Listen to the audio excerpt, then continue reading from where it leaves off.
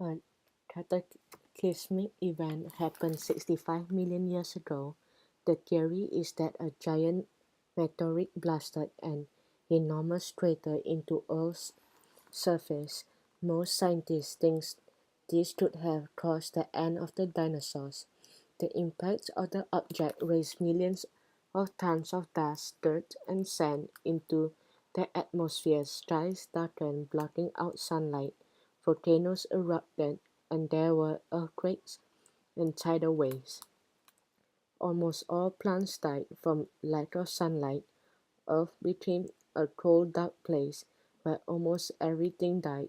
Today, scientists refer to it as the end of the age of the dinosaurs.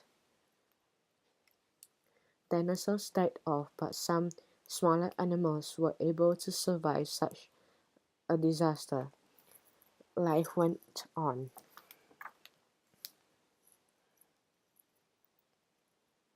Some dinosaurs were gentle creatures, and others were fierce attackers. Some were meat eaters, but most were plant eaters. They survived for 165 million years, between 230 and 65 million years ago. But the only way we know dinosaurs existed is because of the discovery of dinosaur fossils.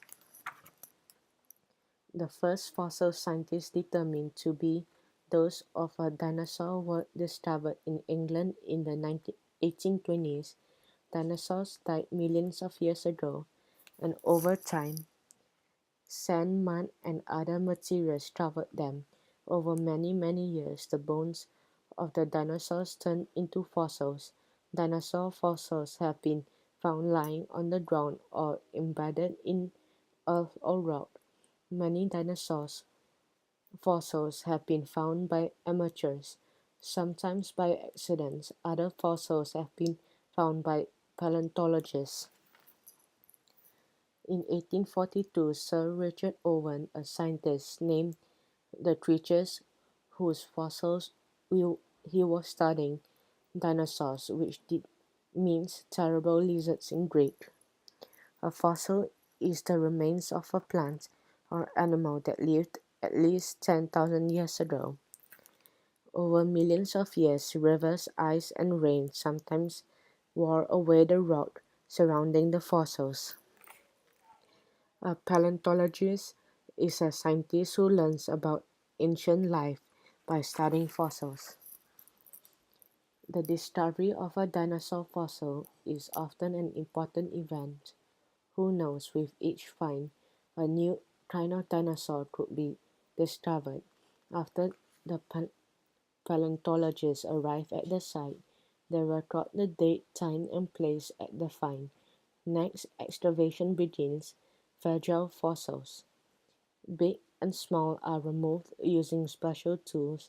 The fossils are sent to a laboratory or a museum, where they are studied and the reconstruction of a dinosaur begins.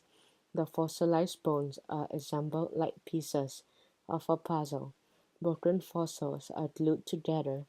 Next, people attempted to recreate missing pieces, muscle placement, and layers of skin, trying to figure out what the dinosaur looked like. From discovery to reconstruction can take years. Natural history museums often have reconstructed dinosaur skeletons on display. About 1,000 different kinds of dinosaurs have been discovered so far. When a new kind of dinosaur is found, it is usually given a Latin or Greek name that describes what it looked like, or it is named after a person who found it or the place where it was found. Different kinds of dinosaurs laid hard eggshells that were different shapes and sizes. Some were round, others were long and thin. The biggest fossilized dinosaur egg ever found is about 18 inches (45 centimeters) long.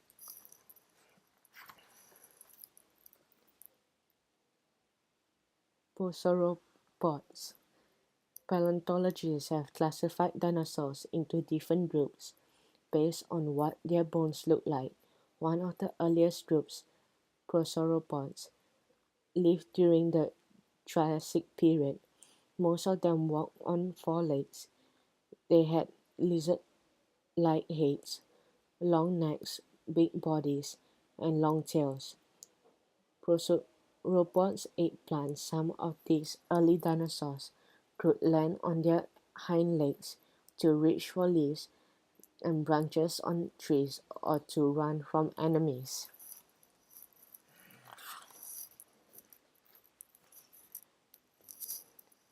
Theropods.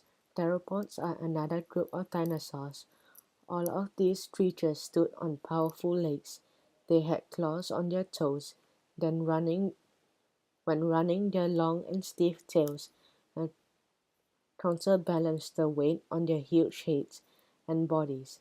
Most of them used their very sharp claws and powerful jaws to kill and eat their prey. Some theropods were small, faster hunters with sickle-shaped claws on their hind legs. Sauropods. Sauropods were the tallest and largest of all dinosaurs. They moved about on four legs that supported their enormous weight. They held their long tails off the ground to counterbalance their long necks. Some sauropods grazed in herds for protection. When predators appeared, some sauropods may have used their whip-like tails to make a loud cracking sound to scare away their enemies. Stegosaurs. Stegosaurs had plates and spikes on their backs and tails. Some paleontologists think that plates could have controlled the stegosaur's body temperature. Stegosaurs ate plants.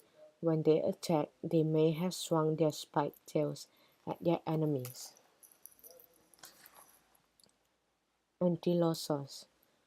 Ankylosaurs were heavily armored for protection from predators. Their bodies were covered with thick plates. Some ankylosaurs had spikes and some had strong tailbones with bony clubs and on their ends. These creatures could swing their club-ended tails to whack any attackers. They ate plants. Ceratopsians. Ceratopsians had very thick skin and bony frills on the backs of their heads. Their horns were used as weapons. They were plant eaters that broke off plants for food using their strong beaks. It is believed they live in herds.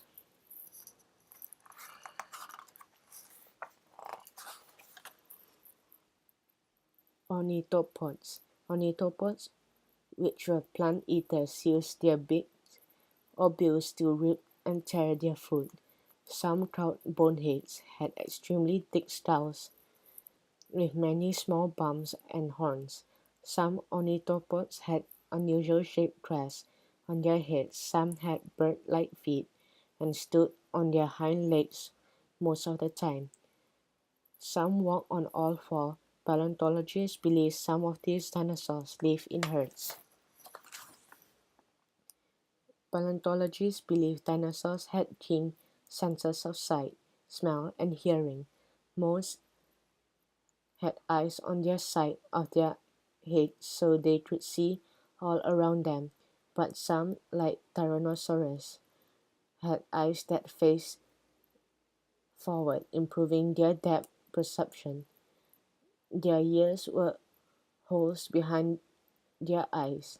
They were constantly on the lookout for food or for the possibility of being attacked. Some paleontologists believe the crested ornithopods could communicate with sound. The crests were hollow and were attached to tubes inside their noses. When the crested ornithopods blew air through the tubes, they might have been able to honk, bellow, or make trumpet sounds. Most female dinosaurs probably laid their eggs in soft dirt nests. Some sat on their eggs, keeping them warm until they hatch. Other dinosaur mothers carefully cover their eggs for protection with plants, sand, and dirt. creating small mounds. The covering also kept the eggs warm. When the eggs hatched, many kinds of hatchlings could live on their own right away. Still other dinosaur mothers took care of their young until the hatchlings were strong enough to live on their own. Birds are a subgroup of theropod dinosaurs, which means that birds are living dinosaurs. Archaeopteryx, an early bird, was a theropod that lived about 150 million years ago. It had sharp teeth. Its arms were covered with feathers, forming broad wings. Some scientists think that certain types of scales evolved into feathers. Paleontologists think that over millions of years that these feathered dinosaurs evolved into the birds we know today. Dinosaur discoveries, new ones are always happening.